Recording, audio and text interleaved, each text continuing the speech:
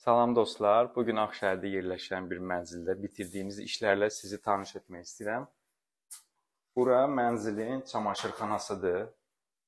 Gördüyünüz kimi burada bir paltar yuyan və bir paltar qurudan maşın var. Əlavə olaraq burada bizdə 2 ədəd paltar qurudan var. Biri görə bilərsiniz ki, elektriklidir. Yəni elektriklə çalışır. Bunu həm yayda, həm qışda istifadə etmək olar. Biri isə klassik istilik sistemi ilə çalışan paltar qurudandır. Və həmçinin burada bizim əlüzyonumuz var. Burada hər hansısa bir əşyaları, ayaqqabıları yumaq olar və necəsə belə. Mənzilin istilik sistemi radiator və konvektorlardan ibarətdir. Burada radiator kimi biz İtaliya istehsalı olan İrsap modelindən istifadə eləmişik. Dizaynı gözəl, nazik, incə radiatordur. Burada bizdə deməli dəhlizdir və burada çox böyük güclü radiatora ehtiyac yoxdur. Ona görə dizayn modelindən istifadə eləmişik.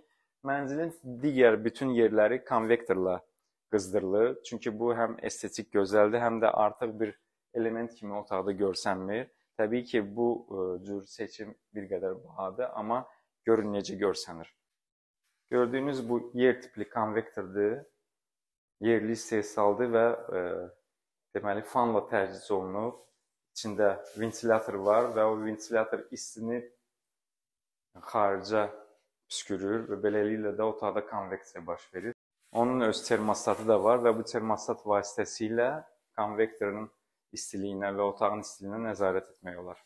Mənzildə isidilən döşəmə yalnız çamaşırxanada və sanitar qovşaqda deməli, tətbiq olunub. Bu bizim duş hissəmizdir. Təpə duşu da çox maraqlı yerdədir.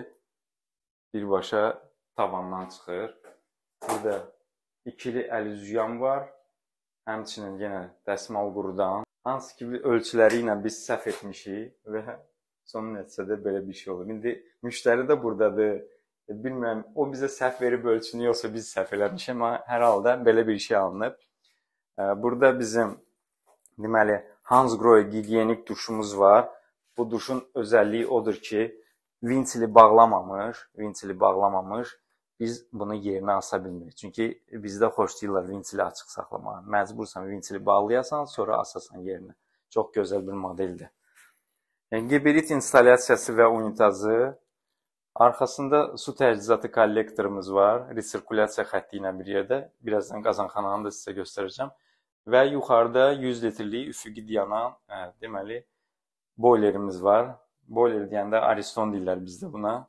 Elektrikli toplayıcı su qızdırıcısıdır. Yəni ehtiyat kimi. Birdən qaz olmazsa bizim isti suyumuz olsun. Yəni biz bundan da isti su əldə edə bilirik. Dostlar, bu bizim istilik sistemin kollektorudur. Bu istilik sistemin kollektorunun üzərində həm konvektorlar, həm radiatorlar, həm isidilən döşəmə var. Deyəcəksiniz ki, isidilən döşəmə sistemini biz necə kontrol edirik? Bax, bu iki aktuator isidilən döşəmənindir. Hamam otaqlarında bizdə termostat var və termostata bağlı olan yer sensorumuz var. Yer sensoru döşəmənin istiliyinə nəzarət edir. Əvvəlcədən tənzimlənmiş temperatura çatdıqda sadəcə bu aktuatorları bağlayır və beləliklə də biz bu sistemə qarışdırıcı və s. tətbiq eləməmişik. Çünki qarışdırıcı qoysaq çox baha başa gələcək, yer tutacaq və bizim cəmi 2 dənə sanitar qovşağımız, daha doğrusu bir çamaşırxanamız, bir sanitar qovşağımız var.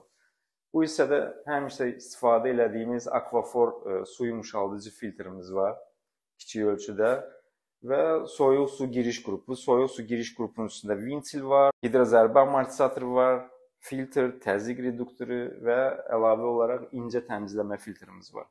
Bu qədər.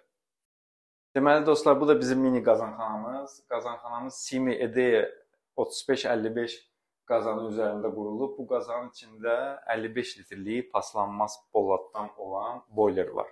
Niyə görə bu qazanı seçdik? Bu qazanın birincisi qiyməti münasibdir. İkincisi bu qazanın digər istehsalçılardan fərqli olaraq ayrıca deməli resirkulyasiya çıxışı mövcuddur. Digər qazanlarda, digər markalarda siz deməli maqni anodu çıxartmalısınız, yerinə resirkulyasiyanı taxmalısınız. Burada elə bir şey yoxdur. Mərkəzdə bu hissədə görə bilərsiniz ki, maqni anod ayrıca dayanıb, resirkulyasiya çıxışı ayrıca dayanıb. Yəni heç bir şeyi zədələmədən siz resirkulyasiyaya qoşa bilərsiniz. Yeri gəlmişkən resirkulyasiya üçün burada Grundfos komfort nasosundan istifadə eləmişik. Bunu da müştəriyə tövsiyə eləmişik ki, Trendyoldan sifariş eləsin. Çünki bu tip resirkulyasiya nasosları ölkəmizdə ümumiyyətlə yoxdur. Olsa da çox bahadır. Təxmini 300 manata başa gəlir. Burada soyuq su giriş qrupumuz var.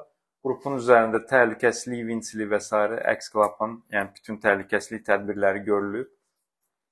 Görə bilərsiniz, burada TM'nin maqnitli filtri var, hansı ki bizim sistemdən qayıdacaq bütün metal hissəcikləri saxlayacaq və biz bunun üçün də kanalizasiya xətti eləmişik. Baxa bilərsiniz, bütün drenaj xəttləri və s. Buradan da boilerin boşalma xətti, boilerin əlavə təhlükəsizlik vintili və s. kimi bunun üçün də kanalizasiya çəkmişik.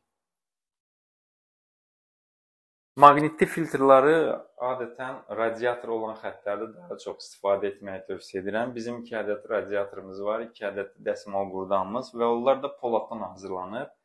Əgər sizdə deməli polipropilen borudursa, plastik borudursa, mütləq maqnitli filtrləri qazanlara qoyun.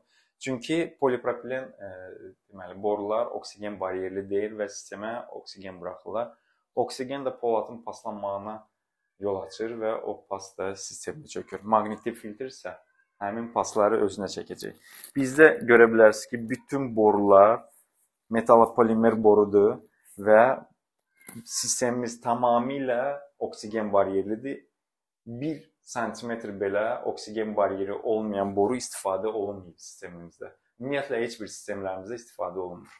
Bu qədər dostlar, ümid edirəm ki, video xoşunuza gəldi. Tezliklə daha maraqlı işlərdə görüşənədək. Tamam yadımdan çıxmışdı. Yoxdur, qoy qalıb.